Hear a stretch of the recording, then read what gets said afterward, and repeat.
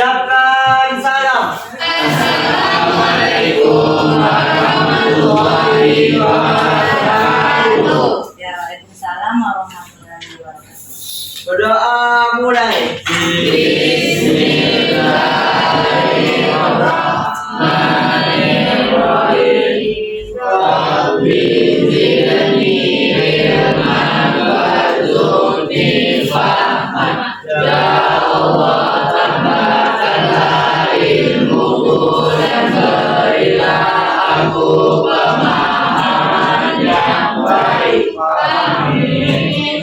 Kabarnya? Sakit dari Senin lagi. Satu orang aja. Ahmad Sihan. Ahmad Sihan kabarnya? Sakit. Sakit dua orang ya. Dea. Dea Ibrahim Ahmad Sihan. Iya. Mana kabarnya? Baik. Lupa kalian dulu. Alhamdulillah. Sore kita tetap semangat belajarnya. Oke. Kita melanjutkan materi yang kemarin. Enzim. Mana yang sudah kita bahas? Enzim. Ya. Siapa yang bisa menyebutkan dua buah sifat enzim? Silakan Najwan. Bersifat mempercepat reaksi tapi tidak mempengaruhi, tidak tersangkut. Iya. Apa namanya, Bu? Terus bersifat searah berbalik apa nih? Dua arah. Reversible. Jadi reaksinya reversible atau bisa bolak balik. Tangan untuk Najwan. Kemudian enzim ini ya dia juga bersifat spesifik. Artinya dia bekerja Sehari hanya pada substrat tertentu. Misalnya amilase itu adalah sebuah enzim. Dia bekerja untuk apa? Amilum. Iya, merubah amilum menjadi glukosa. Ya. Kalau yang bekerja mengubah lemak atau lipid itu enzim lipase. Yang mengubah protein Protase. protease. Amilase, lipase, ya, maltase untuk maltase mengubah maltosa menjadi glukosa. Kalau udah diubahnya glukosa Jadi glukosa. Tapi kalau seandainya udah banyak pula diubahnya pula lagi glukosa menjadi maltosa. Itu namanya kerjanya gimana? Bisa dipakai untuk mengubah lemak? Enggak. Ya. Nah, sekarang kita lanjut tentang metabolisme. Nah, metabolisme yang pertama apa yang pertama? Sebelum buka videonya. Aduh. Pertama katabolisme. Ya. Yang kedua metabolisme. Apa yang dimaksud dengan katabolisme? Enzim yang menghaluskan zat hati. Enzim itu katalasin. Ya. Oke, kita saksikan dulu videonya ya.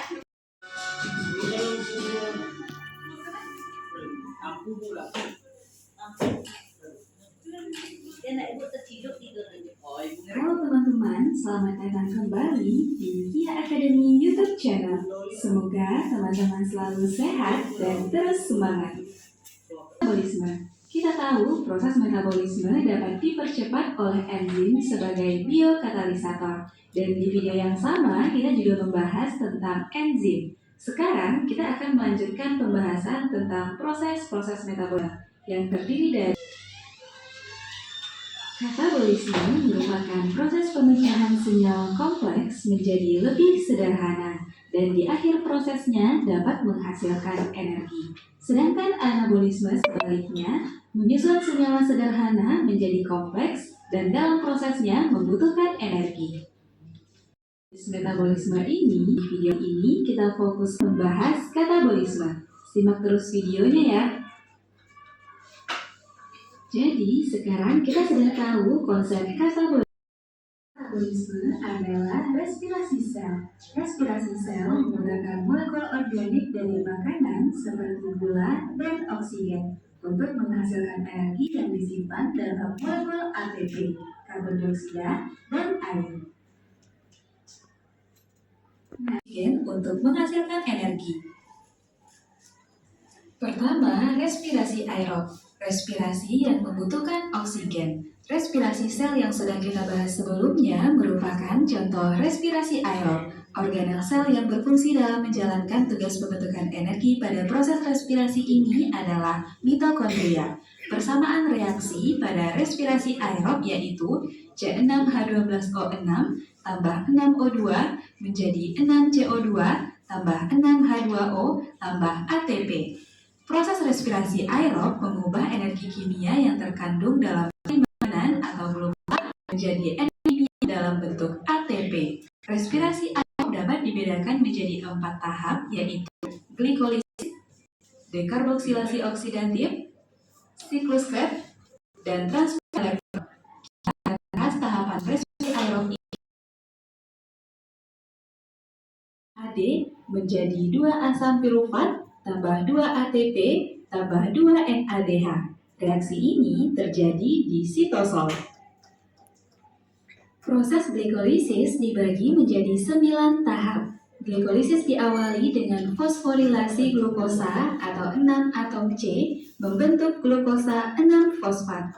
Glukosa 6-fosfat mengalami isomerisasi menjadi fruktosa 6-fosfat.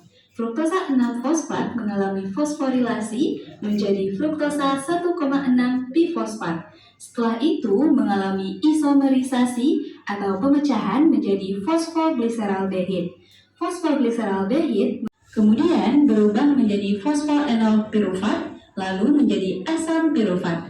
Pada tahap 1-4 proses glikolisis membutuhkan ATP, kemudian pada tahap 5-9 menghasilkan ATP. Nah, teman-teman, ini NADH tambah 2 NADH2 menjadi asetil-CoA atau koenzim A. Asam pirufat ini akan mengalami dekarboksilasi sehingga gugus karboksil akan hilang sebagai cepat dan akan berdifusi keluar sel. 2 gugus karbon yang tersisa kemudian akan mengalami oksidasi sehingga gugus hidrogen dikeluarkan dan ditangkap oleh akseptor elektron NAD+ membentuk NADH. Asam pirufat diubah menjadi asetil-CoA dengan menghasilkan NADH dan melepaskan CO2. NADH tambah 2 NADH2. Sitrat sintase. Sitrat yang dihasilkan dari proses sebelumnya kemudian diubah menjadi isositrat dengan bantuan enzim aquatinase yang mengandung Fe2+. Terjadi proses dekarboksilasi atau perombakan pertama kali.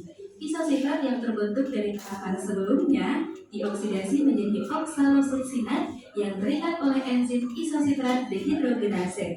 Pada tahap ini juga, isositrat diubah menjadi alfa-ketoglutarat oleh enzim yang sama dan dibantu NADH. Terjadi proses perubahan alfa-ketoglutarat menjadi suksinil-CoA oleh enzim alfa-ketoglutarat kompleks dan proses oksidasi. Suksinil-CoA kemudian diubah menjadi asam suksinat. Tidak hanya dibantu enzim, tahap perubahan ini dibantu juga oleh Mg2+ dan GDP yang dengan fosfat. Teman-teman, inilah catatan untuk siklus Krebs.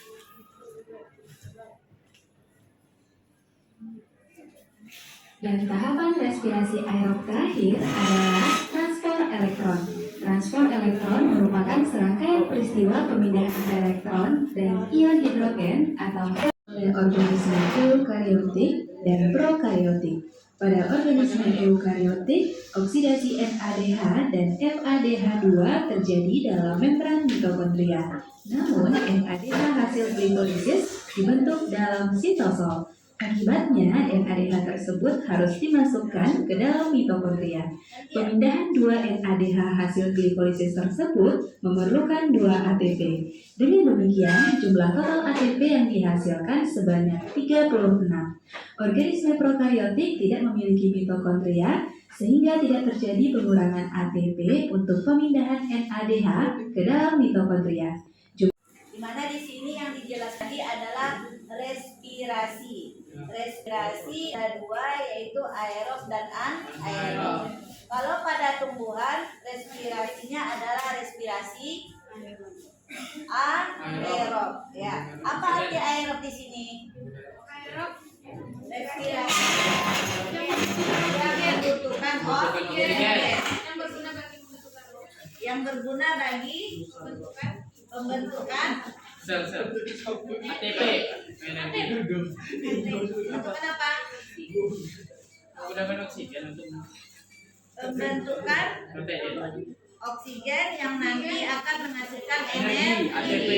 energi tadi itu yang disebut dengan ATP tadi. Kalau organisme eukariotik, ATP yang dihasilkannya berapa? Iya, 36. 36. Kalau prokariotik 38. Ya. Contoh respirasi aerob misalnya fotosintesis pada tumbuhan. Ada dijelaskan tadi reaksi fotosintesis. Siapa yang masih ingat reaksinya tadi? Yang banyak tuh Iya. CH3. 6 CO2. Apa? Ayo. Tambah 6H2O tambah ATP. tambah cahaya matahari. 6 CO2 6 H2O tambah ATP. Ini udah hasil atau hasil? Sebelum hasil ini gimana reaksinya nak? Iya. C6 H12O6 tambah 6 O2. Itu aja. Iya. Bisa menjadi ini dengan bantuan siapa? Cahaya Matahari. Dan apa lagi yang ada pada tumbuhan? Oksigen. Karbon dioksida. Klorofil atau zat hijau dan daun. Klorofil. Nah, berarti 6 C6H12O6. Ada yang tinggal nggak di sini? CO2-nya mana? Tinggalan kalian catatnya tadi. 6 CO2. Adenosin trifosfat. Kalau DNA, Adenosin. kadang-kadang dia sederhana, sering kita sebut tapi tidak paham. Panjangnya dulu. Ya kan? ADNA apa? Adenosin. DNA tuh kepanjangan DNA. DNA itu kan terdapatnya di dalam gen. Gen pembawa sifat keturunan. Gen terdapat di dalam apa? Dalam sel. Dalam selnya di mananya dia terdapat? Dalam inti sel. Nah, tanya ibu apa kepanjangan DNA?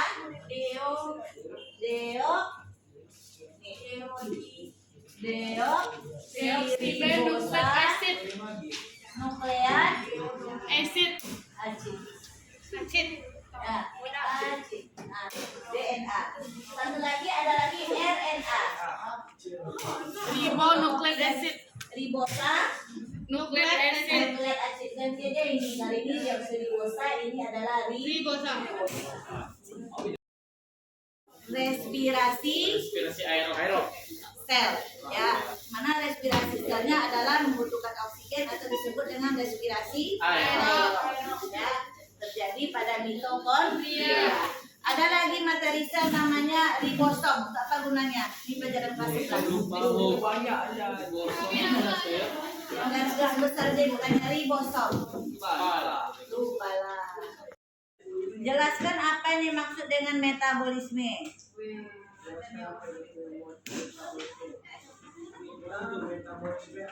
Ya. Berarti kalian jelaskan sampai katabolisme dan anabolisme ya. Berarti yang terbagi menjadi dua itu kan? Iya. Kami ibu minta jelaskan. Berarti jelaskan katabolisme adalah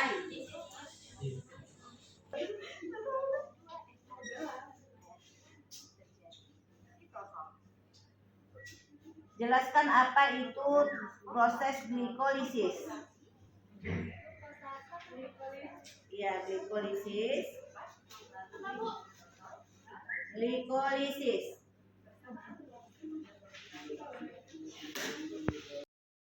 Nomor 3.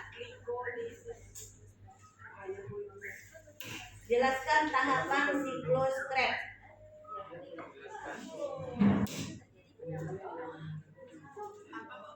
Jelaskan tahapan siklus Krebs. Ya, siklus Krebs ya.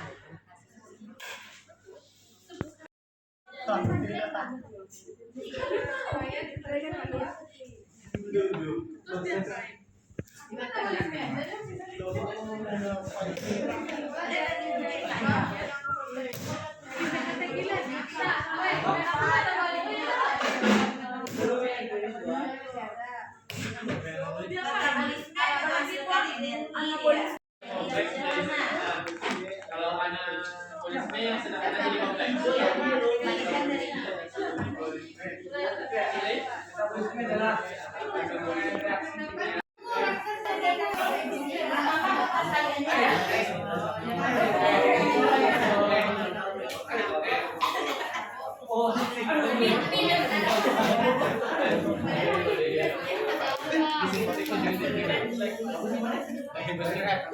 Oh, daun Ya begitu tahu itu.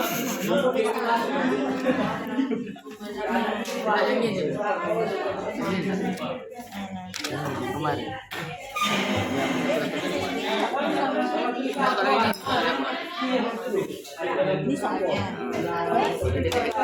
TS-nya kamu pun yang mana? Oh, ini. Berarti TTS sudah siap.